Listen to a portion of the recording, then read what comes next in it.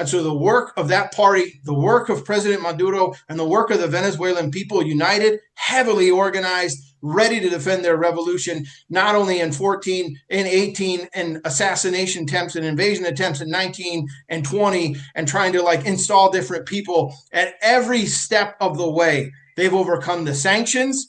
And in 25 years, the Venezuelan people, their party, the Bolivarian Revolution, are ready to hand U.S. imperialism another Vietnam if they invade. They stand behind their democratically elected president. They're armed and ready to defend their homeland. Que viva Venezuela. No queremos la paz de los esclavos, ni queremos la paz de las colonias. Colonia, nunca. Esclavos, jamás.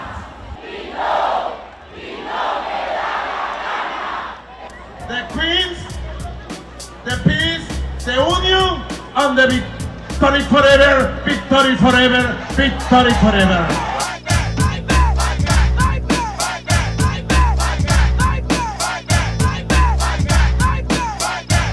Welcome to Fight Back Radio, a production of FightBackNews.org, taking you to the heart of the people's struggle. I'm your host, Richard Burke. And today we got something a little bit different. We're going to be talking about Venezuela, and there's a lot going on there right now, to say the least. And our friends at the Freedom Road Socialist Organization recently held a forum to talk about Venezuela, where they had 4 different speakers and then question and answer afterwards. And it was an enlightening forum, and updating people on what's the most current thing. But to say, and so what we're going to do is we're going to rebroadcast that here, and I hope you enjoy it. I think in fact, I'm sure you will. But I want to just say, Donald Trump and the State Department and different sections of the ruling class have been beating the drums of war with Venezuela for quite some time, and I think, in my opinion at least, they've been rather clumsy at how they do it. They talk not so much about democracy, and how could they? Because what's going on with Honduras and other places, that they look awfully hypocritical. They don't talk. They do talk about drugs, but even there, they're very hypocritical. And the forum will talk about some of this stuff. Just to say, it's not about drugs; it's about oil. Flash alert! Surprise, surprise! Venezuela has the largest oil reserves in the world. And actually not that much drugs. And so, but the guests at the Freedom Road Forum are going to be talking about that. And, I want to just say that, some of the guests that you'll recognize because they've been guests on Fight Back Radio as well. But these are people that follow foreign policy very closely and study it very closely. But they're not just talking heads. They're also activists who take out their views. They take them to the streets, they take them to the working class and other allies and supporters, and actually try to affect United States foreign policy. So it's a different group of people than what you're probably used to watching on whatever on your telephone or television. But I know you'll enjoy this, and I want to thank again the Freedom Road Socialist Organization for letting us rebroadcast this. But here's the Freedom Road Socialist Organization Forum, No War on Venezuela. I think it's time to go ahead and get started. Thanks, everyone, for being on tonight's call. My name is Chris Licarpio. We are the Freedom Road Socialist Organization, and we are going to talk tonight about why we are saying no to war on Venezuela, why we are saying yes to the national liberation struggle and revolutionary movement in Venezuela, and what we're going to do about it. We're going to hear from some very exciting speakers tonight. We're going to hear from Meredith Aby from the Anti-War Action Network. We're going to hear from Carlos Montes from the Freedom Road Socialist Organization's Central Committee, Tom Burke, the Organizational Secretary of the Freedom Road Socialist Organization, and Jim Byrne from the Freedom Road Socialist Organization in Tucson, Arizona. So speakers will present, but then we'll also, like we have for these calls, for people who get on them every quarter, we'll have our question and answer, so people can contribute questions to ask our panelists. So tonight we're going to have a very important discussion and hear about the steady drumbeat that the U.S. has been beating towards war with Venezuela, lasting in the short term 22 weeks, but in a lot of ways much longer than that. Right? So killings of the fishermen and sailors in boats, but also in the background, sanctions, starvation. Over 83 people at least have been killed in the waters of the Caribbean and the Pacific as part of the U.S.'s agenda towards accelerating a war with Venezuela. Trump has made references to the Monroe Doctrine, right? Taking back the Panama Canal, the new Department of War's budget proposal saying that the Western Hemisphere is a top priority. For them, Venezuela is the tip of the spear. We're seeing war crimes, shooting down not only those boats, but even doing the so-called secondary double tap strike of survivors clinging to the wreckage of their ship, war crimes so deplorable that even Pete Hegseth and White House Press Secretary Carolyn Leavitt want to pass the buck and blame the admirals instead. So why is the U.S. acting this way? It's because Venezuela refuses to stand down. They insist on their right to wage a revolutionary national liberation struggle and to have what the rightfully elected president of Venezuela, Nicolas Maduro, calls peace with dignity. And we as revolutionaries in the U.S. have a duty to uphold their right to that sovereignty and to have their national liberation struggle to be free and to determine their own destiny. So we're going to hear about that tonight, and I'm excited to pass it on just in a moment to our speakers. We're going to talk about what we're going to do about it and why the wars of Trump and the billionaires and the imperialists hold down the people of the U.S. as well as terrorize the peoples of the world.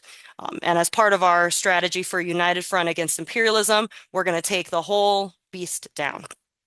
So first, for the night, I'm going to pass it to Meredith Aby from the Anti-War Action Network to go ahead and start us off. Take it away, Meredith. Thank you, Chrisley. The U.S. empire has been trying to overthrow the government of Venezuela since Chavez was elected and took office in 1999.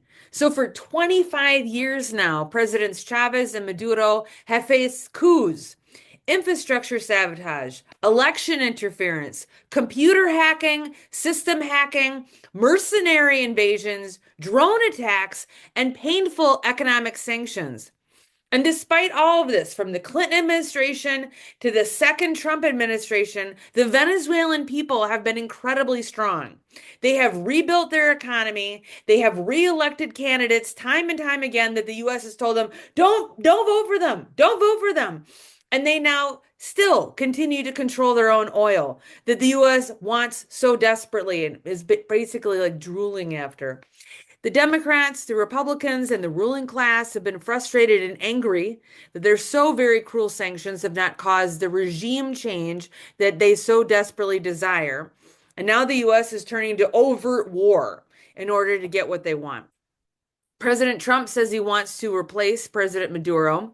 To do this, Trump and Secretary of State Marco Rubio need to paint Venezuela's leadership as worthy of overturning. So now they're claiming that there's this vast conspiracy of political and military leaders that are involved in drug trafficking.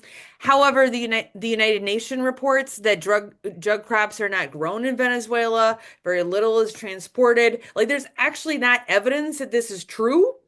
There's not evidence that Venezuela is a threat to the United States. But what we're seeing is that there's just this repetition of like, if we just say it enough times, it'll be true. And it kind of reminds me of like Iraq and weapons of mass destruction. That it's like, we're just going to keep saying it so often. It's just going to get repeated in the news so often that like, obviously it must be true. And so there's this propaganda campaign that's happening on the part of the Trump administration. And we, as the anti-war movement and if people of conscience, we have an important role to combat this propaganda campaign because we have to be like, actually, that's not true. What Trump and Rubio want is they want their own lackeys in power. But the new lackeys that they want will only have one job, and that will be serving the bidding of oil companies and the United States and Wall Street investors. But the reality is, Wall Street, Venezuelans, not Wall Street, should get to pick their own leaders. And it doesn't matter that it doesn't matter what Trump feels about their choices. Okay. Most recently, Trump announced a no-fly zone, and I think it's really important that we understand that this is an escalation.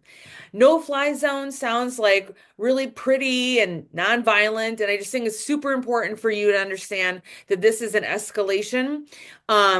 The U.S. used a no-fly zone during its war in Iraq, and what happened is that somebody has to enforce a no-fly zone. That means that any planes that fly in a no-fly zone are shot down by the U.S. military. Like, that's pretty violent. And so what it means is that like Venezuela would lose control of its own airspace. Okay. And it also would mean that a country that is already under economic siege would now lose the ability for anyone else to be able to fly in to provide relief or to visit it or to document any sort of human rights abuses that are happening because of, the conditions that the US is creating. And so I think that's important. And so the anti-war movement needs to see and treat Trump's no-fly zone as an act of war. And so we need to talk to people about this as an escalation, not as, sort of like, just sort of another thing. Like I think it's important to understand that like this terminology doesn't sound as threatening as it actually is. The U.S. Navy does not have the right to be judge, jury, and executioner of boats in the Caribbean. These are war crimes, and Hegseth should be like arrested and prosecuted for these. And I actually think it's incredibly good. I've been actually excited this week listening to mainstream news coverage. Like normally I listen to mainstream news coverage and I'm really frustrated and I just want to like throw my car radio and pull it out and throw it out the window. But like they've used words like war crimes on the news media. I'm like, oh my gosh, these people are actually saying things that make sense. And they're like saying that there were probably war crimes that were committed. Some people have said there were war crimes that were committed. Some people have been saying there's actually a cover up that's happening. And I'm just like, oh my gosh, there's actually sound bites that are getting through that make sense. And so that has been really exciting, that there's actually a conversation happening about the right things in Congress. Who knew? And so I think that it's pretty exciting that like there's actually a conversation happening about the fact that this is a war crime. And so that means that like we have an opportunity here, right? The ruling class in Congress is actually split and they're actually debating this issue amongst themselves. And so we have an opportunity to sort of move our agenda forward, and we've got to take advantage of that. CBS News reported that a majority of both Democrats and Republicans don't feel like Trump has actually explained the reasoning to justify a war with Venezuela. We need to counter his lack of a message with our message. We need to provide a message of opposition. In a poll from The Economist, which is a horrible news source and like super conservative, and I never agree with anything I read in there, but in The Economist, which is a piece of trash, it says only 45% of Americans support overthrowing Maduro. Okay, so like they can't even come up with numbers higher than 45%. So this is a great place to build on. And the other speakers on the panel tonight are going to give you stories and points to use to counter all this negative propaganda that people have heard about Maduro and the Bolivarian Revolution. Minnesota's own Senator Amy Klobuchar, I can't stand her. She's a horrible voting record, unlike everything. Especially on foreign policy. But on this issue right now, she's actually voting the right way. So like we have an opportunity to talk to mainstream Democrats. We have an opportunity to talk to people in the 50-51 crowd, the No Kings crowd, the Indivisible crowd. And so this is an opportunity to sort of be growing our movement and sort of bringing people in and sort of building this level of pressure, because we can stop this war. And I think that's what's really important for people to understand. We've got numbers on our side, but we need to organize them and sort of push them into doing something. My last point I want to talk to you about is that we also need to reach out to the Palestine solidarity movement. We need to make sure that the activists that we have mobilized since October 7th are consistent anti-imperialists. Many of the people that we've been organizing with since October 7th are new activists, and some of them are anti-imperialists, but some of them are actually anti-genocide activists and don't see the instrumental role of U.S. imperialism as central to creating the death and destruction internationally that we have seen since October 7th. Working on Venezuela gives them an opportunity to understand that it's not just that like Palestine is this case study of this horrible thing that happened. That is actually, this is part of a design. This is what imperialism does. And the U.S. is at the center of that. And so this gives us an opportunity to sort of give people an understanding of that.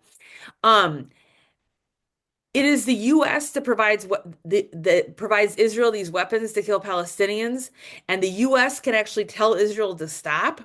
Across the globe in the Caribbean, it is the U.S. that decides who lives and who dies on fishing boats for the crime of trying to feed their own families.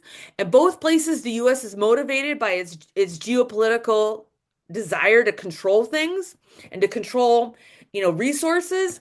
The U.S. uses Israel to control the broader Middle East, and the U.S. uses the top of South America to control the trade routes through Panama and access to the rest of the continent.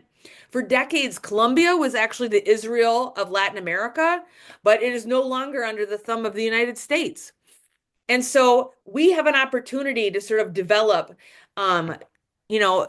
the new activists that have come forward since October 7th. And I think Venezuela gives us that opportunity. As someone with a WAN, the Anti-War Action Network, we'd really like to encourage you to join with us on the week of December 7th through 12th. That's our action week for Human Rights Day. That gives us an excellent opportunity to draw connections between what's going on in Palestine and Venezuela, as well as what's going on at home with things like ICE. And to get people into the streets, we really want to have people not do educational events for that week. We really think that it's actions in the street. We really need to show that there's an increase of level of public outrage, because that's what it's going to take to stop this war before it starts. And so we really encourage you to be a part of that raising level of momentum in this country. Thank you so much for inviting me to be a part of this event. I'm going to turn it back over to Chrisley. Awesome. Thank you so much, Meredith. And I hope people are writing that down in their calendars, actions in the street on Human Rights Day. I think Meredith has spelled it out. This is a deeply unpopular war. It's only for the Wall Street billionaires and Trump and his cronies. He's their puppet, right? And it's beginning to show. All the social movements that have condemned U.S.-backed wars and genocide have brought us to this point where we can grow this movement. We should do everything we can, everything in our power to grow this movement and take advantage of the fact that the imperialists can't even agree on how to defend it. So we'll go next to Carlos Montes from the Freedom Road Socialist Organization Central Committee, one of our very exciting leaders. Go ahead, take it away, Carlos. Thank you very much, Chrisley, and thanks to everyone that's logged in today. It's awesome to see all you out there, all you activists that are fighting to defeat U.S. imperialism. Yes, I joined Freedom Road Socialist Organization 30 years ago because I agree that the main enemy of the people of the world is U.S. imperialism, and we have to defeat U.S. imperialism. U.S. imperialism has tried to use South America, Mexico, Central America as its own backyard. Now they're saying it's their front yard, right? There's been countless military overthrows of governments in Latin America, right? Mexico was invaded 3 times by the U.S. Military, right? They invaded Santo Domingo, the U.S. Marines in 1965. And remember, in 1989, the United States government used a stealth bomber to bomb Panama City, killing thousands of Panamanians. And they invaded only the reason to arrest Rafael Noriega. But remember that many of the elite forces that invaded Panama also died. So Meredith, thank you very much for that awesome presentation. I was in Venezuela in 2023 for the 10-year anniversary of the passing of Hugo Chavez, and it was awesome. I met working class men and women, especially Afro-Latinos, who love the Hugo Chavez and who love the current Maduro government, right? I went to many activities. I walked downtown with another young folks, right? And I observed that the city was working. People were going to school. People were taking the bus. The whole city was functioning, right? And I didn't see what I see in downtown LA. I see in the downtown LA, I see thousands of homeless people on drugs, overdosing, homelessness, unemployment. Of course, I see, crime, drugs, and gang warfare. I didn't see any of that in Venezuela. I know people are saying, "Oh, Carlos, you were only there for 10 days, right?" But look, I've been in many cities. I've been in Mexico City. I've been in Colombia. I've been in Cuba, and I can tell when things are happening, right? I will say that the Bolivarian Revolution and the legacy of Hugo Chavez and the continuation of the Bolivarian Revolution, I saw dozens and dozens of apartment buildings, right? I visited the pharmacy, which was loaded with all kinds of medicine, and you'll never know where it's made, right? I got a little sick. I had a doctor come to my hotel, Afro-Latino doctor. They give me the COVID test. They examined me, gave me medication. This would never happen in the United States, right? So the Bolivarian Revolution that started with Hugo Chavez has implemented massive infrastructure development, schools, clinics, free education, and housing. Literally, I saw all these apartments, and I told the cab driver, "Hey, look at what I would love to live there." It was up in the hills, overlooking the ocean. I've been to Seattle, to Denver, to San Jose, and I see dozens and dozens of apartment buildings in downtown, right? And they're all market rate, expensive apartment. Even here where I live in Ball Heights, there's dozens of apartments going up, 3 stories, 5 stories. They're all market rate. That is totally different from what I saw in Venezuela, right? I will also say that when I was in Venezuela, I got a chance to meet Evo Morales, in the cafeteria. I took pictures with him. We love him. I got a chance to sit like 5 rows up from Nicolas Maduro, right? And I saw how the people greeted him and loved him, and he turned around and greeted everyone. And I mean, the opposition there has very little support, right? I will also say that I want to point out that this whole thing that they're accusing him of being a narco-terrorist, it's all a CIA Trump plot to overthrow the government. What do they want? I think Meredith forgot to say that Venezuela has the biggest oil reserve in the world. Okay, in the world, more than Saudi Arabia and Iran and all the other Middle East countries, right? Trump and the bourgeoisie, the super rich, all they want is the oil. When Hugo Chavez came to power, he expropriated the oil industry, made sure that the oil revenues is for the benefit of Venezuelans. And he's also, provided oil support to other countries like Nicaragua and Cuba, even some of the other Caribbean countries, right? So U.S. imperialism is a dog, right? I mean, the people in Venezuela, I met so many people, and, I like to talk to folks, right? And they are organized. They have a whole system of communes or collectives, you could say communes, that recently they had a national, a popular consultation where they had meetings. These communes have meetings, they have elections. They decide what kind of projects they want to implement in their neighborhood. I was a president of the LA City Ball High Neighborhood Council for about a year, right? And all we had is advisory power. We didn't have any power to really do things, But these communes that are organized all over Venezuela, and there's over 5,000 communes all over the country. This is real people power. This is the power of the people in Venezuela. And these are the same people that will defend their country. Recently, there's been massive demonstrations in support of Venezuela, denouncing Trump, that they will fight to the end to the death for their sovereignty and self-determination of Venezuela.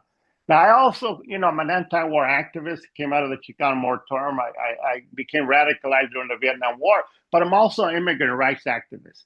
And I always point out that mass misery, mass migration of people throughout the world, whether it's Africa, Asia, Latin America, especially, Mexico, Central America, is caused by U.S. intervention, U.S. imperialism.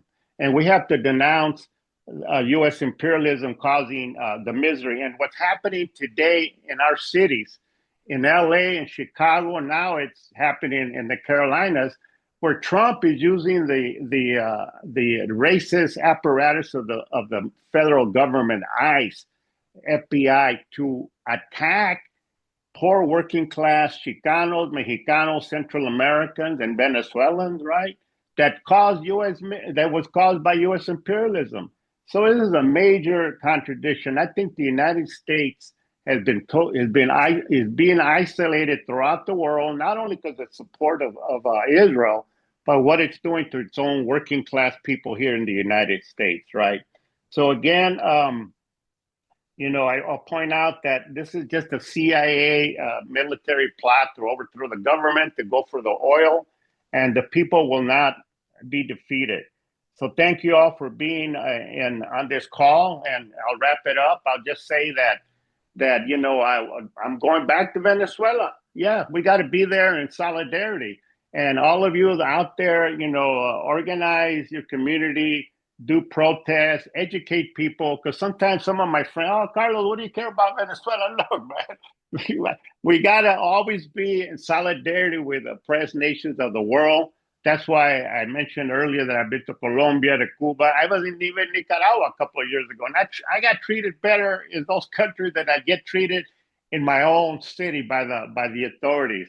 So we have to show our solidarity with Venezuela, denounce U.S. empire, and organize in our communities. Thank you very much. I'll wrap it up. I know I forgot something to say, but I'll wait for the question and answer period. Thank you very much. Back to you, Chrisley. Awesome. Thank you so much, Carlos. And thanks for that glimpse into the window of what life is like there. You're right. We can't imagine it in the U.S., them trying to provide, affordable free housing, defeat illiteracy, provide medical care in the style of Cuban socialism. I can't even picture it. And I hope that we have it one day in the U.S. And I don't think we're going to stop trying either. So next we will go to our third speaker of the night. We'll hear from Tom Burke, our organizational secretary in the FRSO. Go ahead, Tom. Thank you. Thank you, Chrisley. Solidarity, everyone. Good to see you all here. Thanks for showing up, and thanks for going out on the streets to rally and protest to stop this war in solidarity with the people of Venezuela and the Caribbean and the rest of the world, actually. So I'm going to talk about the United Socialist Party of Venezuela, the PSUV. A few years ago, I was able to attend their fifth Congress. There's a Honduran trade unionist there. He kept jokingly calling me the gringo chavista. So there were people from Latin America, the Central America, the Caribbean. I was the sole North American invited, and I was proud to represent the Freedom Road Socialist Organization there. And what I saw was a big conference hall. I don't know if it was 3,000 or 5,000, but it was a lot of people. And they were in transition as a party. And what they were celebrating was that they had become a majority women in the hall, in the leadership of the party, and that about 1/3 of their membership was 35 years old or younger. And I hear that the average age now is 35 for their party. So there was a big focus on, the previous few years, I believe it was a 3-year period of bringing in young people and activating women's leadership to put them in charge of things, and not just at the community level or the workplace level, but also starting to change the top leadership as well through a process of transformation. So it was exciting to be there. And in many ways, it made me think about party building for the Freedom Road Socialist Organization. We're doing great. We have a lot of new members, as you can see on this call.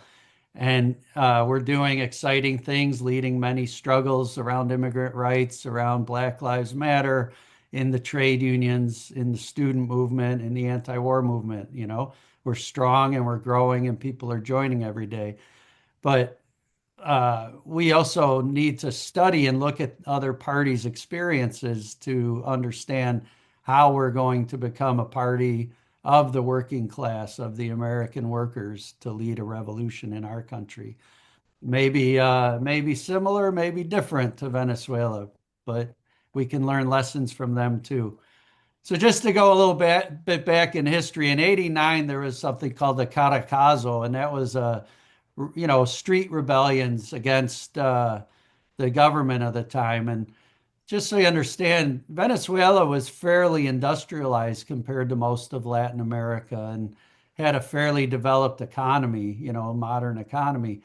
But through the 70s and 80s, it began to decline because that's what imperialism does to countries.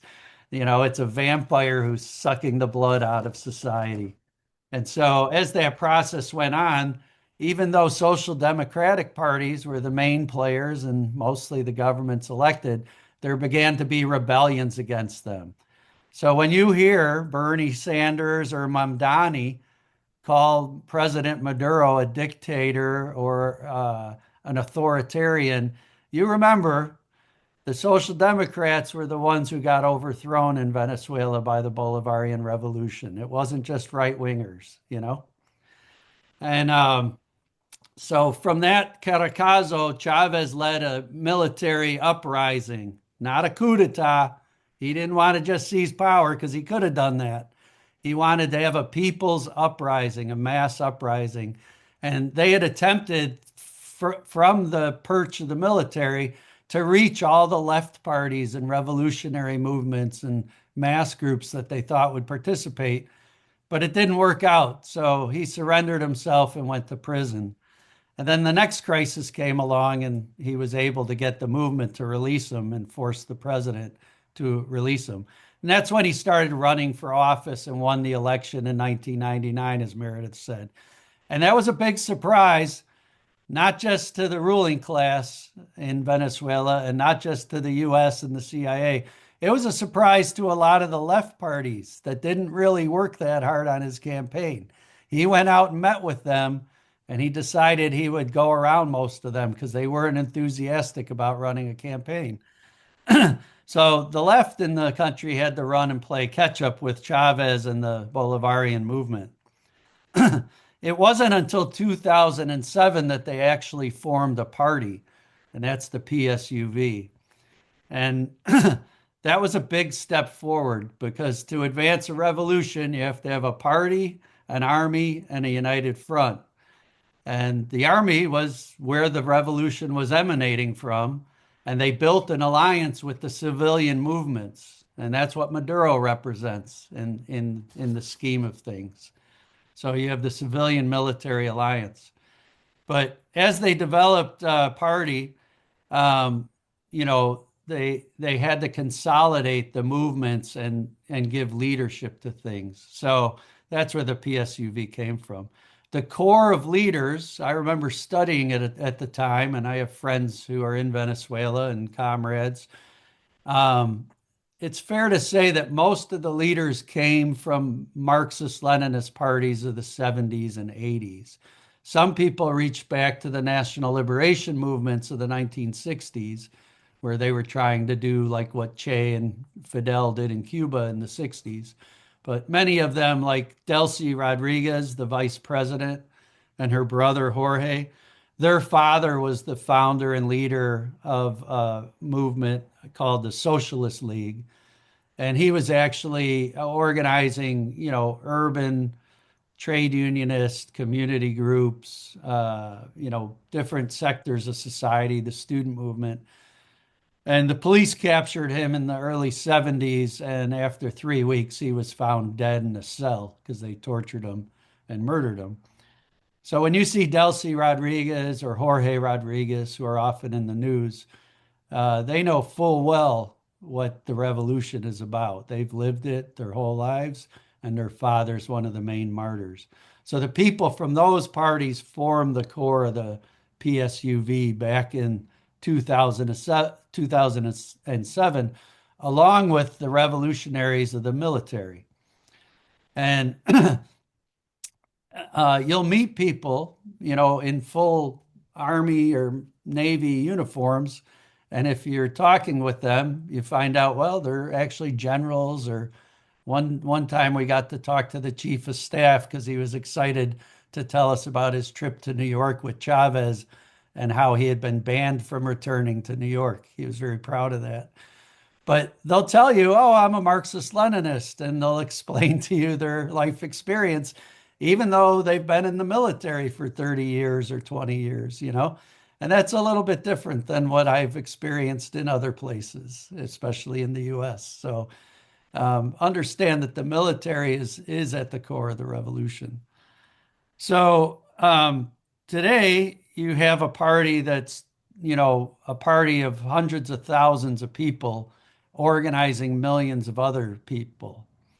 And they do it through different organizational forms, but they have something called the Units of Battle of Hugo Chavez, which they talked about a lot 3 years ago as a basic core element in communities, workplaces, on campuses, throughout government, institutions.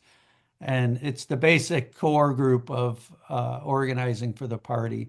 And those people are responsible to mobilize people for elections.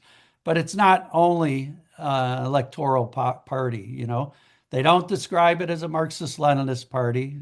They say it's a party of 21st century socialism, that it uses the ideas of Marx and Lenin and other revolutionaries, Che and Mao and Ho Chi Minh, others like that. But it's also bringing in other strands of thought. So ideologically, it's a little bit different than what we do. And it's the party of the National Democratic Revolution. So they say they want to transform to socialism, and that's their goal. But they currently still have an economy that's mainly in private hands. And so they have some work to do to transform society. So that's what the party is also working at. It intersects with all the comunas, all the communes. It also intersects with the new trade union federations that are being formed in the coming weeks. And we plan to send a couple of comrades there to observe that and participate in the elections of their new trade union leadership. So they're going to really transform things, and the PSUV plays a role at all these levels, different than the state or different than the mass movements. It's where the ideas are brought into practice. All right. So, of course, the head of this is Nicolas Maduro, the bus driver, who they call the worker president proudly, and a former union leader. So in the future, if the FRSO has any bus driver union presidents, we better keep an eye on them. They might end up doing something terrific, So I'm going to say that another element of the PSUV is this idea of protagonistic democracy that Carlos kind of hit on, that it's not just about voting and then hoping the representatives do what is right. It's participating. When the right wing tries to overthrow the revolution, we met union workers at the electric company. And they said, oh, you see these highways behind our building? The right-wingers came there with rifles and started shooting at us. And we were like, so what'd you do? They said, well, we went to our lockers and got our rifles and started shooting back at them. And they ran away. So these militias have been organized for decades now. The revolution's 25 years old, and it's not going to go away. It's not going to be pushed over easily by, Hegseth and Rubio and Trump. they are not going to win this, you know, and solidarity is the key for us. So I'll end it there. But we have to do our job here to help stop a war. We helped organize a big event in New York City with the foreign minister of Venezuela during UN Week. Very successful event. We're going to make history alongside the peoples of Latin America and the Caribbean and defend the Bolivarian Revolution. Thank you, comrades. Awesome. Thank you so much, Tom. And thanks for talking to us about the shining example of a national liberation revolution that is Venezuela, right? Revolutionaries who are learning from Marxist-Leninists just like we are. And you talking about how it's possible for us to kind of make a big dent in the effort to go to war and actually kind of win this reminded me of the role that we played in getting out Alex Saab, who was a businessman and a diplomat who the U.S. kidnapped, who was on a mission to arrange better trade deals for Venezuela, get around the sanctions. And we actually had protests and he got free. You know, that actually happened. We can actually, you know, we should do whatever we can and keep trying. And now for the final speaker of the night, let's hand it off to Jim Byrne from the Freedom Road Socialist Organization and also in Arizona. And just a reminder to people to send us your questions, please, because after this we'll have question and answer. And I'm so excited to hand it off to Jim to take us home. Right on. Thanks, Chrisley, and thanks to all the speakers before and everybody here tonight. Having been to Venezuela twice, I lived there for 6 months a while ago. It means a lot to me to see that, knowing that there's people there very near and dear to my heart who are there and would be involved in an active war zone if Trump and Hegseth and Marco Rubio can't get the deal done they want at the table. And so far, Maduro and the Venezuelan people are holding tight there and not giving into the immediate demands. So I wanted to kind of talk through some of those, fill in some more timeline pieces that are there. And kind of keep driving on what Tom just spoke to, which is every time the people of Venezuela, the government of Venezuela has been confronted with a problem, either internal or external, they've come up with a Bolivarian solution to it. Venezuela's National Democratic Revolution has been defeating U.S. intervention for over a quarter century by confronting those problems with popular power and organization. As Tom mentioned, you've got the PSUV as a party created to take on the problem of a lack of unity across multiple progressive and left forces, and to unite at a higher level of organization with 7 guiding principles about how do we actually implement these ideas of revolution, of popular power, of a communal state, of an armed forces that is nationalized and has a very different ideological training and orientation to its people, as well as rewriting their constitution so it doesn't serve the interests of the capitalist powers and compradors who just want to let land go fallow and hoard and gouge products and things like that to make the economy scream from within. When 2002 happened and Comandante Chavez was attacked, it was the people and loyal military who rallied to his defense and came to defend their own revolution and the path forward. It seems it is a long time ago, and we wouldn't be here today in this type of situation if the people hadn't rallied heroically to defend their president. Later on in that same year, there was an oil worker strike and lockout. The AFL-CIA was in there with the Solidarity Center and other actors trying to lock out / strike to shut down Venezuela's key nationalized industry of oil, which deprives it of its wealth to give back to the people through educational, healthcare, social programs, and things like that. So what did they do? He came up with a Bolivarian solution. Let's investigate who's doing all this stuff, fire the rats, and hire new workers and leadership who are aligned to the people and their problems. Then they come up with these popular militias, and the popular militias are integrated at the higher levels with the national armed forces, which sit at close to 200,000 personnel within the country, between National Guard, Army, military, Air Force, and reservists. And there's, what they've said is they've almost doubled the amount of Venezuelans enrolled in these popular militias. I think we saw some of those great photos and reels coming out on social media of like old nanas with rifles training and getting ready to defend their neighborhoods, their barrios from the Yankee invaders. As things moved on, they saw a police force in need of training and certainly equipment, and they moved around it and created a national force, much like they did to reorient the military to root out rats and traitors, whether they be just corrupt, crooked folks or they're kind of more active counter-revolutionaries. I'll give a quick example about that. When I lived in Venezuela a number of years ago, I was all the way out on the east side of the country, pretty remote area, living in one of the many small indigenous villages out there. And in the village, there's kind of a medic or a doctor. And when, little kids were getting sick or other people needed medicine, and they're like, well, we got to wait a long time when they don't have any, and or that things cost an amount of money. Knowing that there might be some dynamics, I tried to curiously ask, like, I don't mean to be rude, but I thought I heard healthcare was free, and they're like, it is. But the distribution networks go through either governors or the military, and there's some people who don't think their salary's high enough, and they'll pocket the medicine and sell it on the black market. And some of that is because they're just greedy. Others were just traitors and wanted to make the revolution look bad. And this is 15 years ago. So what do you do in those types of situations? And granted, that was 8 years removed from a coup. Well, it's working on the training, and it's growing a party from bottom up to ideologically change the orientation of how armed forces and the military should be serving defense of their people and not capital and private property. So moving through that, kind of jumping past into the unfortunate post-Chavez era, 2014 saw some nasty interventions in February with the guarimbos, or these road blockades that were later replicated with the tranques in Nicaragua in 2018.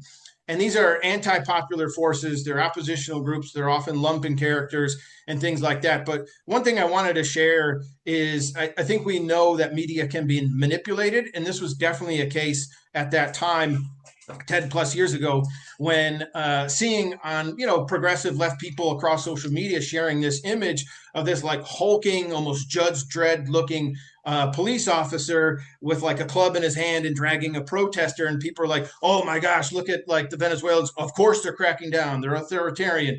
Well, somebody did their homework, and that photo was from Spain, 2005. And so these are the kind of media manipulations we always got to be on high guard, especially as Trump has found to be unpopular with this attempt at war. There's 76% of the people don't even believe his bullshit about these drug strikes and any of this narco trafficking stuff.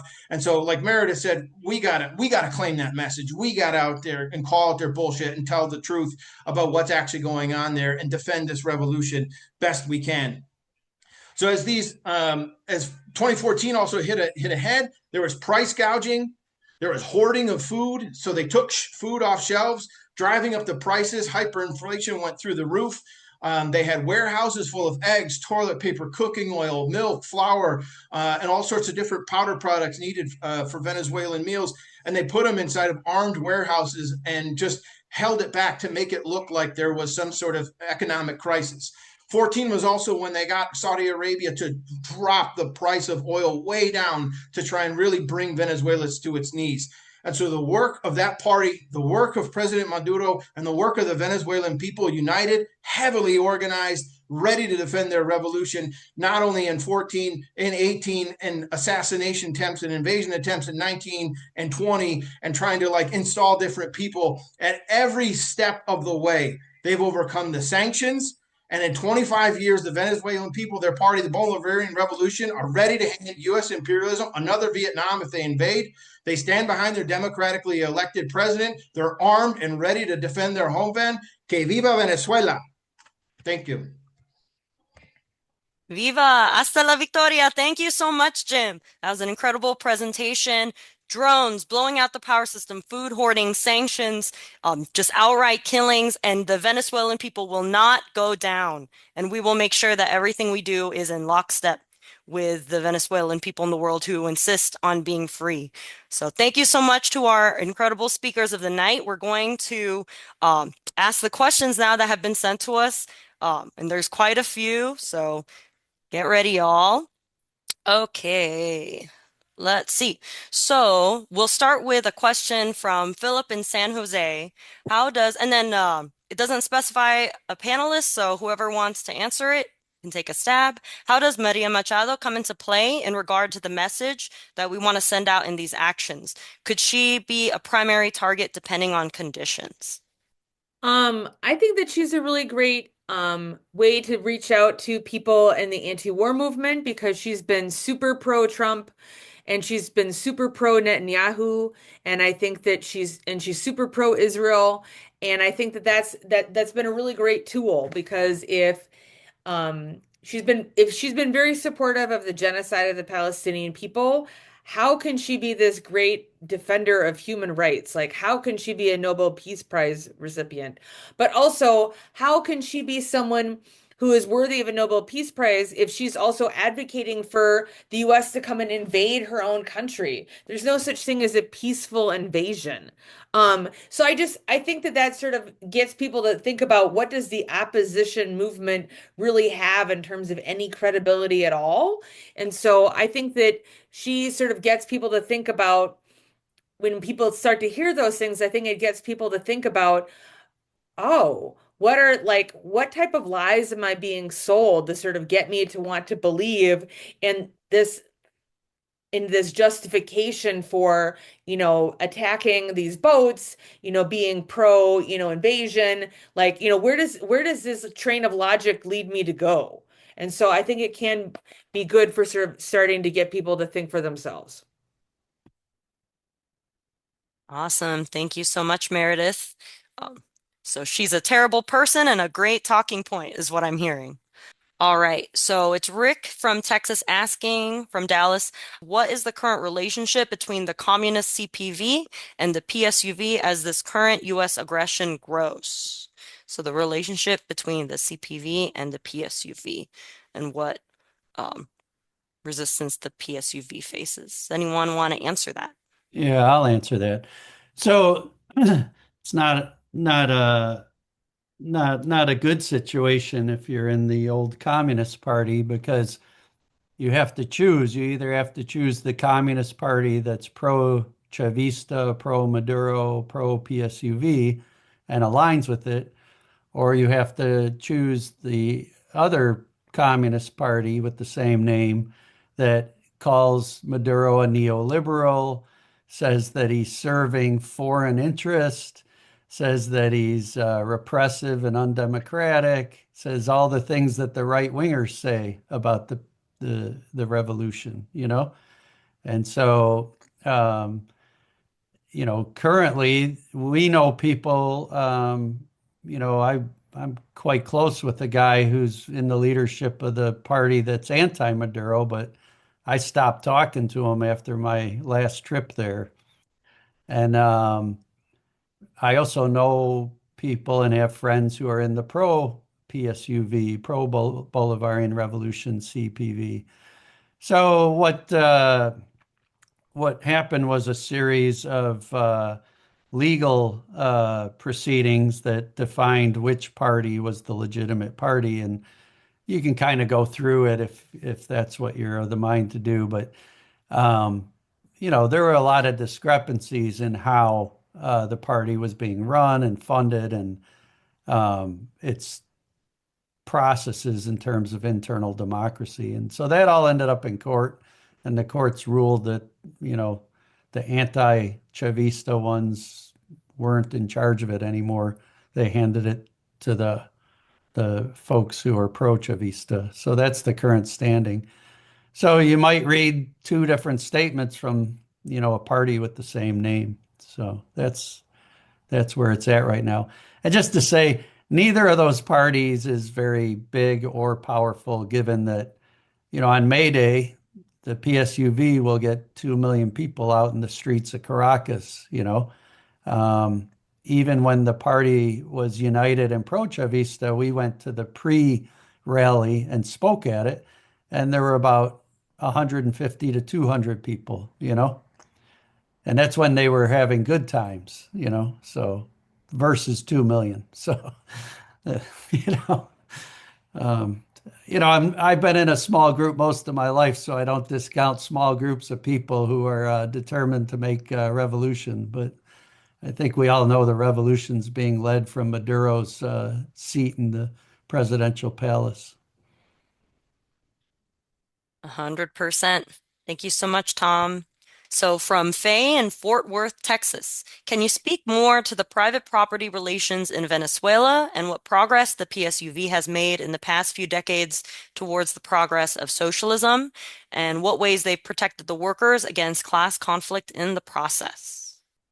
I know for sure in kind of some of the early few years, like early 2000s, as Chavez elected and really started in '99 with a whole new constitution, that they knew there was a lot of land laying fallow in Venezuela. And they were importing somewhat to like close to 90% of their food and they're looking around like, we got all this land and we've got like people who know how to grow food and lots of people who aren't are looking for different forms of employment. That was part of the consequences of that neoliberal structural adjustment program that hit in the 70s and the 80s. And so they were offering those landowners money, and they're like, all right, but also if you got productive land left fallow, if you're not going to offer it to us, we're going to start taking it. And so there's that aspect of grabbing up that land, purchasing it, and then they also there are people who knew how to grow food, but then they also were like not enough people, and so they grew a lot of like technical colleges. As they expanded post-secondary education, they passed a lot of like biological and organic laws to try and grow healthy food as well, and not use the typical stuff that gets made on U.S. corporate farms. That's one aspect of it. But there's in some of the more remote regions and further away from Bolivarian sources of power, there still are campesino issues. But those have started to been handled through better organization, campesino organizations, and support. Those were probably late 20-teens and early 2020s to address some of those peasant questions. They've taken a lot of the wealth from the nationalization of oil and used it towards creating productive enterprises and actual industries that can manufacture things, engineering plants, making not only making cooking oil and things like that on their own. So very much an internal development growth with it, and lots of working class organizations and unions at all of those places participating in that way. They do have a number of different organic laws, as they call them, in their constitution about like how business should go and enterprises and things like that. But that still remains the work of the revolution, which is to really grab more of the means of production, really grab more private property, and especially the financial institutions like banks, and get on a different system that's away from the petrodollar and things like that. Awesome. Thank you so much, Jim. Tom, I see you unmuting. Go ahead. Yeah, just to say, I regularly talk to people in Caracas. I've only been about an hour and a half, 2 hours outside of it at any time. We visited a large printing press, that had been owned by an Argentinian corporation that abandoned it. So the workers took it over and were running it. But when we were there, we were talking with people, and people in the city also say that there's as many as 4 million Colombians who have moved into Venezuela over the past 20 years to farm, 4 million people. So you don't hear about that in the news. You only hear about people leaving the country. But that, there is a neighborhood to the east of Caracas called Petare that is 500,000 Colombian people, born in Colombia. But that's Venezuelans and Colombians. They consider each other cousins, and they're very welcoming to each other to move within their countries. there's a lot of new industries that have been built. Like, so the things I'm familiar with firsthand is there's motorcycles that are sold in other countries now. There's a big aluminum industry that was built with investments that Chavez began. And I'm just going to say, I think they had foresight about why would you want to have an aluminum industry?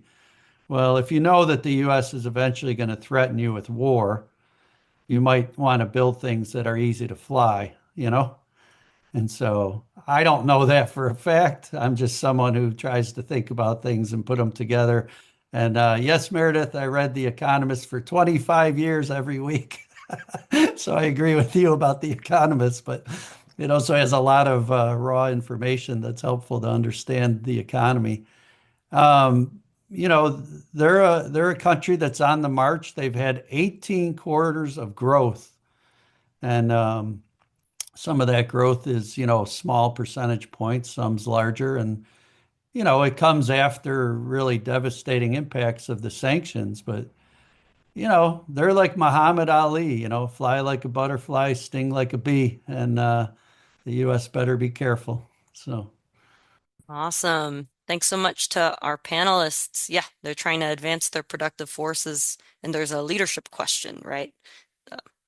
And we want to see working class leadership for sure. Rolling right along. Okay, from Lena in Minnesota, how do we determine the right balance to strike between organizing Venezuela-centric actions versus Palestine-centric actions? So for all the anti-war activists in the House, how do we strike the balance? I think that's like the $25 million question, and I totally understand Lena's question. And so like I think Human Rights Day, for example, lends us an opportunity to be able to, deal with both at the same time. I think that some of it has to do with like what's in the news. Like, for example, like I think we've been given a real moment for the fact that they were actually talking about like, the double tap, like, is this been a war crime? And I think that what has been happening in Palestine is a war crime. Like, so you could have, for example, an opportunity to talk about like, stop funding war crimes, and you could talk about both places. I mean, I think there's ways to draw those connections to both. I think that it's important, and I think the benefit of talking about both at the same time is it does give us the opportunity to, again, trying to train people to think like consistent anti-imperialists as opposed to just to be like, oh, look, here's the US doing a really bad thing this one place here. And like that was a problem that we did have during the US war in Iraq, like where people would be like, oh, Bush is being just so mean. And it's like, no, he's not being mean. This is like actually US policy for a reason. But I do think it is really challenging. And I think that, one way that we've dealt with in the anti-war committee is, Lena, is sort of like having different subcommittees to be able to sort of like have different groups of people sort of work on different things. But I would love to hear from the other panelists too, like how you can sort of deal with a multi-pronged imperialism at the same time, because unfortunately the US does have the ability to to terrorize lots of different groups of people at the same time. So Lena deserves an answer from someone not from Minnesota, because Lena's from Minnesota. All right, non-Minnesotan panelists, how do we strike the balance? Who wants to take a stab at it? I think I also organize with our Tucson Anti-War Committee, and we're getting ready for running a campaign against a manufacturer who contributes to the F-35 that rains hellfire over used by Israel and contributes to the genocide through bombing, death, destruction, and just hawking the skies and trying to probably intercept Yemeni missiles and stuff like that, but fails to do that. Great. But the U.S. also uses F-35s to hawk the shores of Venezuela as well. Israel has trained with U.S. forces and Colombian forces, which can be, have historically been used to try and sort of as Meredith said, be sort of a U.S. bulwark against the so-called pink tide and any progressive and left forces trying to break away from U.S. imperial wranglings. But I think it's kind of knowing those issues and drawing those similar connections of like, these are just kind of people trying to liberate themselves and live their own lives, self-determined. And it's a similar logic, you know, and I think knowing that what Trump says about Palestinians and what he thinks, you know, both in this current administrative term and the previous one, are just talking points to bring there. But I think it's really a chance for us to show those connections across this system, that we have a common enemy, as Comrade Carlos said, and that there's these ties that are woven together, whether that's in Latin America or in the Middle East or in East Asia.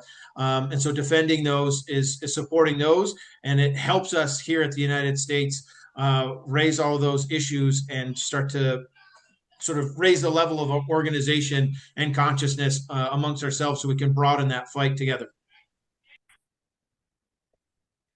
Awesome. Thank you, Jim. Yeah, we want to raise that consciousness. All right. So because of the plethora of questions, let's take the next one. So from Druzy in San Jose, hello, they're wondering if anyone could talk about other left governments or forces in Latin America and their relationship solidarity with Venezuela throughout U.S. attacks, and vice versa, Venezuela's solidarity with others in Latin America against U.S. attacks. Well, I think that the U.S. is in a pickle, in that I think it would be in a very different situation if Colombia was still a U.S. ally, because they could then go through Colombia to attack Venezuela, but they can't do that this time. Like, whereas several of the other times that they've tried to organize coups against Maduro, they've been able to send forces through Colombia, but they can't do that this time. And so, and a matter of fact, one thing that's also been hurting the U.S.'s efforts in the Caribbean is that the Caribbean is that Colombia has also just said, you know what? One of the consequences of this is that we're not cooperating with you on intel. Like, if you actually care about drugs, you need to work with us, because actually most of the drugs are coming through our country. And so F you, we're not cooperating with you. So if you actually want intel about drugs, you're not getting it now. So good luck with that. And then actually the UK and the Netherlands have also withdrawn any of their intel about what's going on in the Caribbean.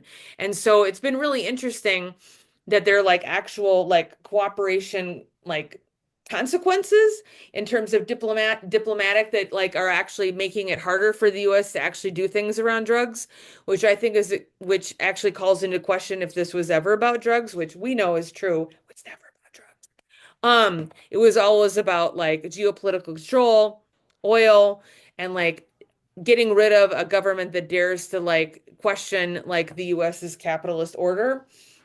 But I think that the situation with Colombia has been very interesting, because he definitely is a part of sort of like also providing, a no guy in the region, like, so it's not just Maduro that says no to the US now.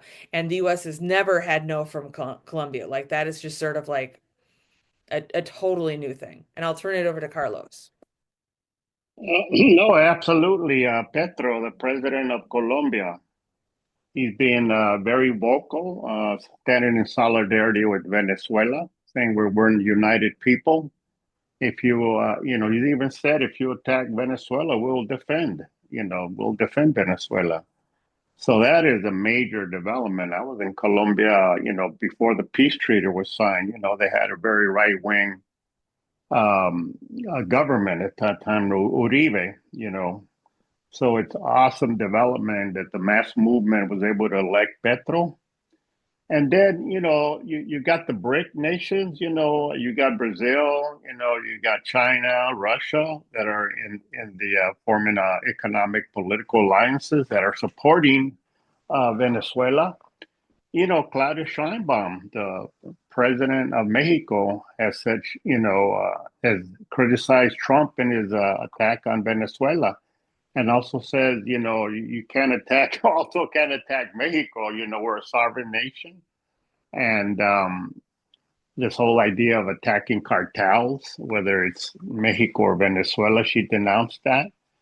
And, several years ago, we had a conference in Tijuana with, it was a Solidarity Workers Conference against U.S. imperialism, where Cuba trade union workers were there, Venezuelanos were there, and the Cubans and a lot of Mexican revolutionary groups were there. And we had a big delegation from California. We had FRSO there, Central CSO was there, and we learned a lot, and we formed relationships and solidarity. So, yeah, Venezuela is not alone. It's got a lot of solidarity support from Mexico, Colombia, and of course, we live in the belly of the beast, so we have a special responsibility to, stand in solidarity with Venezuela, Palestine, and all the oppressed nations of the world to unite against U.S. imperialism, our main enemy of the peoples of the world. Thank you. Back to you. Awesome. Thank you so much to our panelists. Yeah, go ahead, Tom. Yeah, like Carlos said, the main three that stick together are Nicaragua, Venezuela, and Cuba, with Cuba, being the most advanced society in terms of its relationships. It doesn't really have a capitalist class like the other two, but the other two are still struggling to, overcome imperialism, um, in a way that Cuba has already defeated. So I want to say, though, that, you have these left-wing governments that win elections, Peru, Bolivia, and Brazil, and other countries too, Uruguay for a while. But, those are like, social democratic left-wing governments. That's how I would describe them. And they vary depending on the country and the dynamics of the movements there. But like, the president of Chile would say he's a social democrat, but I would use Jim's word. I'd say he's mostly a rat, When the US says jump, he says how high. And a year ago, with BRICS, Venezuela had applied. And there's other countries, socialist countries that, China's part of it. Vietnam's, I know they're looking at it, but the person who sank Venezuela's entry to BRICS, which would have solved a lot of their financial problems on an international level in terms of banking, right? Like would have dramatically boosted their economy and its ability to function. It was the president of Brazil, Lula, who people consider kind of a darling. President Obama said he's the best politician ever to live. But Lula has some kind of deal with somebody that he wasn't going to let Venezuela in the door to BRICS. So people should not view BRICS as anything other than, a series of trade relationships between very differing countries with very differing societies, and not as some kind of block that's going to make imperialism decay in front of our eyes. That's not what it's doing. So, yeah. So it's, I'm going to say, keep your eyes open and, pay attention to what the maneuvers are country by country versus imperialism. Awesome. Thank you for breaking out those facts, Tom. All right. So our next question from Aif. Can one of the panelists speak to the similarities between the Iraq War and what could happen if the U.S. goes to war with Venezuela? So I think there are a lot of similarities between this and the Iraq War, in that like the U.S. was targeting Iraq because again they wouldn't let the U.S. just go after their natural resources. It was in many ways also a progressive government, and so like many people here don't know if you weren't around then that like at the time Iraq actually had the highest rate of education for women of any country in the Middle East. And they were using, for example, their oil resources to do things like, provide education for people. Was it like the most egalitarian society of all time? No. But they had some progressive things going on. Um, so the US like had the no-fly zone, that was the same. The targeted sanctions, right? That was the same. Um, and the sanctions disproportionately hurt people who were the most vulnerable, like people under the age of 3 and people who are senior citizens. And I think that's also true for what's going on in Venezuela, because if you, for example, are really young or really old, I think you're the most vulnerable to not getting in medicines or, for example, having the electrical outages that happen sometimes because of the US cyber attacks and things like that. But I do think I have been seeing a lot of similarities in terms of like also like the buildup in terms of like the way lies and propaganda and demonization. Like so like when we were building up for the war in Iraq, they made it seem like if we dropped bombs that they would only kill Saddam Hussein, which first of all was just bizarre. Like that's not how bombs work. And they similarly, like when Trump is talking about it, he makes it sound like the bombs would only fall on Nicolas Maduro, and that's also not how bombs work. And so they make it sound like there's one guy is just so evil, and we should be able to just drop these bombs, and like there's no one else is going to get hurt, and but they're so bad it just justifies doing anything. And so the packaging of the rhetoric, I also feel like is a real similarity. Yeah, well, I mean, with Iraq, it was the total major lie of weapons of mass destruction. They had Colin Powell go to the UN, right? And now we see him as a fool. But we have to watch out, that the U.S. has used incidents. Vietnam was the Gulf of Tonkin, where they supposedly accused the Vietnamese of attacking one of the U.S. navies. The Spanish-American War, the sinking, what was the name of that boat? The Maine? Was it the Maine? No, I don't remember, But Yeah. so yeah, Yeah. was it the Maine? Yeah, so they use that excuse that the boat, blew up in the harbor and they attacked, took over Cuba, Puerto Rico, the Spanish colonies. So I'm just afraid that stupid ass Trump or Rubio is going to use some. People call it a false flag incident. Somebody's going to start shooting something. They're going to say, "Oh, we got shot at. Now we got to defend ourselves." We have to watch out for that. And it's getting really hot with the way they're bombing those fishing boats. In the Caribbean. I've been to the small little islands in the Caribbean off between Colombia and Nicaragua, And anyway, so yeah, so we have to, denounce any of these false flag incidents that they try to use. Yeah, back to you. Thank you. All right. Thank you very much, Carlos. Yeah, we should remember where the violence has always come from, right?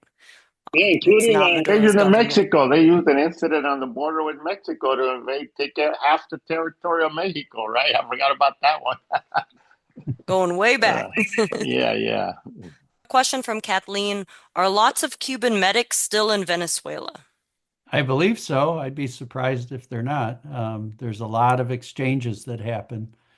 I was there with a delegation of 4 or 5 Teamsters the week that COVID hit the U.S. and we we were trying to go home in the morning when the airport got shut down. We were at the airport early because we knew it might happen, but we scrambled and they put us on an airplane. I asked them to put us on an airplane to Cuba, and just dumb luck it turned out. But we flew on a plane of medical personnel, nurses, doctors, and they were very generous to let us share the flight back to Cuba, and that's how we got back. We were able to buy a flight from Cuba to Fort Lauderdale, but COVID had hit hard, so they shut down everything.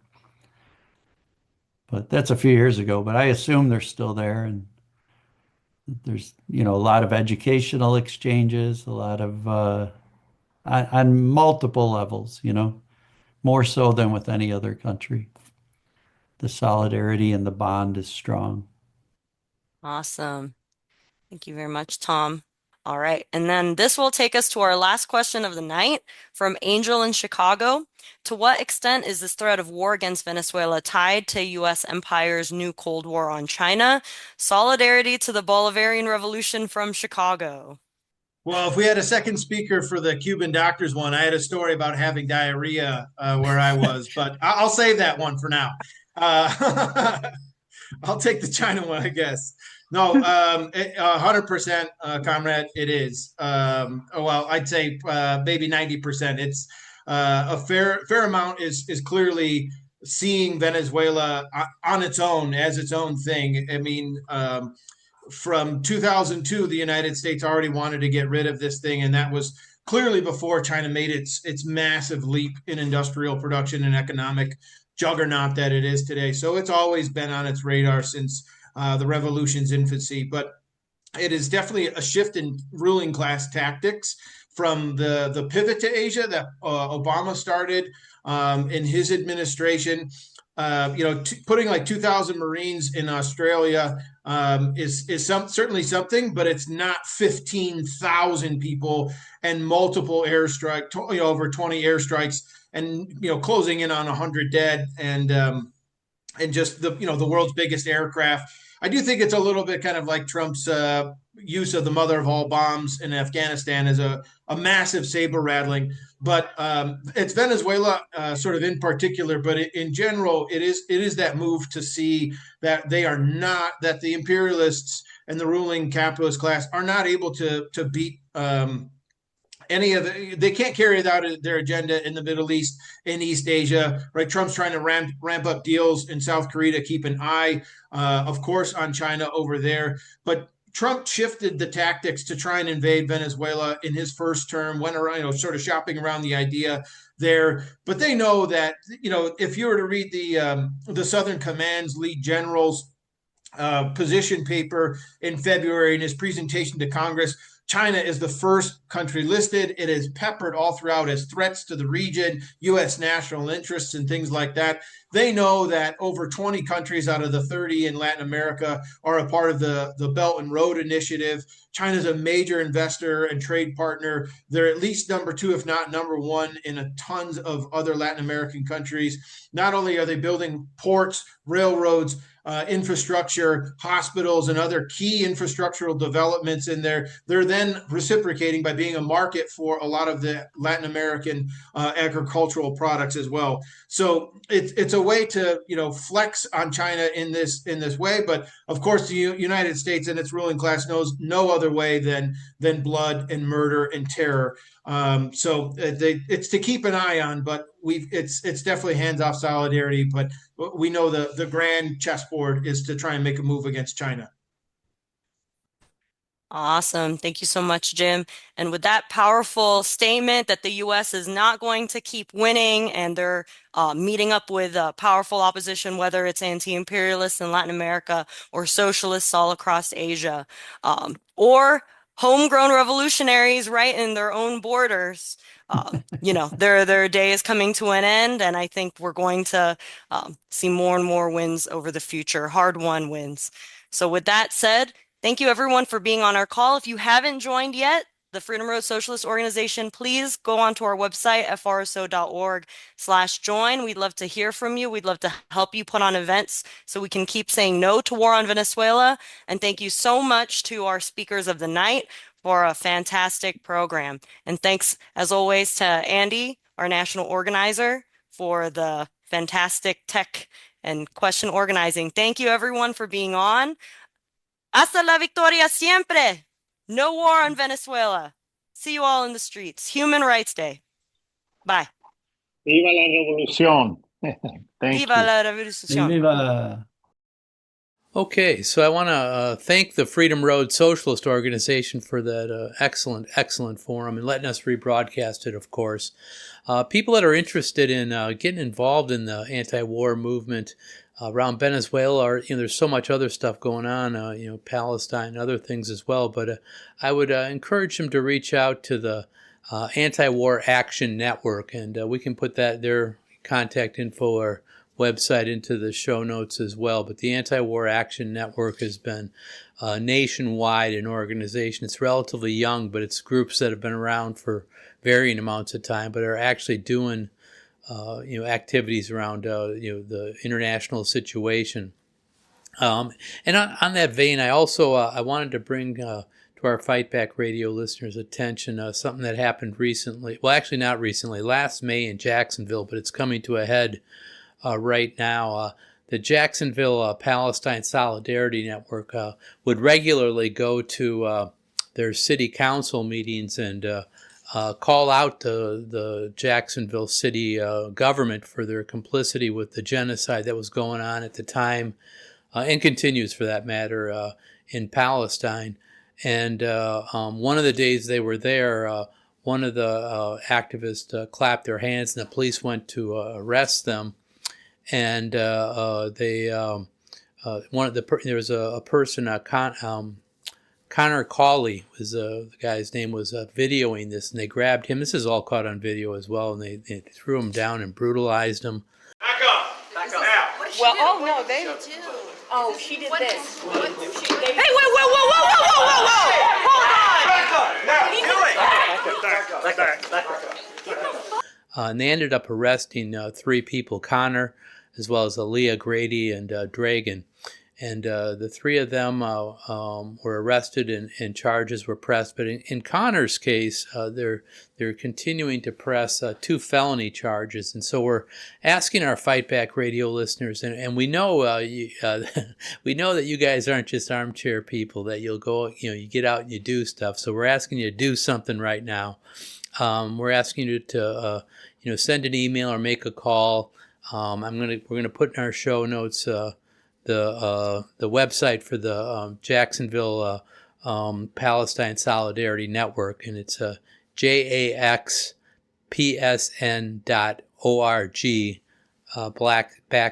/ that's drop-the-charges. And please go there and take the actions that they're asking of folks. It's a difficult time now. I mean, it's like you stand up against genocide, and you're not rewarded or patted on the back. You're thrown in jail, and you're charged with being the troublemaker. So we encourage our Fight Back Radio listeners to support Connor and Leah and Dragan, but especially we're worried about Connor. And so thank you in advance for doing that. And also, I want to encourage folks to continue to be active during this time. It's this will be released between Thanksgiving and Christmas, and I know it's busy. If you're in the north like I am, it's cold and it's dark, but the repression continues, and we need people to press on. And I hope everybody had a happy Thanksgiving and has a good holiday season coming up. Our Fight Back team certainly wishes you that. But we want to continue the struggle, and so even during these busy times, make sure that you make a phone call, do an email, go to a protest, check out the Anti-War Action Network or any of those things. So once again, I want to thank the Freedom Road Socialist Organization for letting us use this audio and video in the Fight Back Radio episode that we're here. And then also I always forget to thank Andy Koch, who does our music for Fight Back Radio. It's been our music since day one, and Andy did the work to make that happen. And so about once a year I thank him, which isn't enough, but I'll thank him again. And he did so much more than the music. When we're getting started, he was the guy who helped get the microphones and all the setup. I am not a technological whiz, and so Andy was on the ground floor at the start. So I thank you, Andy. But also I want to thank our production team, who's on the ground floor now and makes this all happen. Caetano Silvera, Lane Dorsey, Dodd McColgan, and Shane Tremley. And I'm Richard Burke for the entire Fight Back Radio team, saying until next time, all power to the people.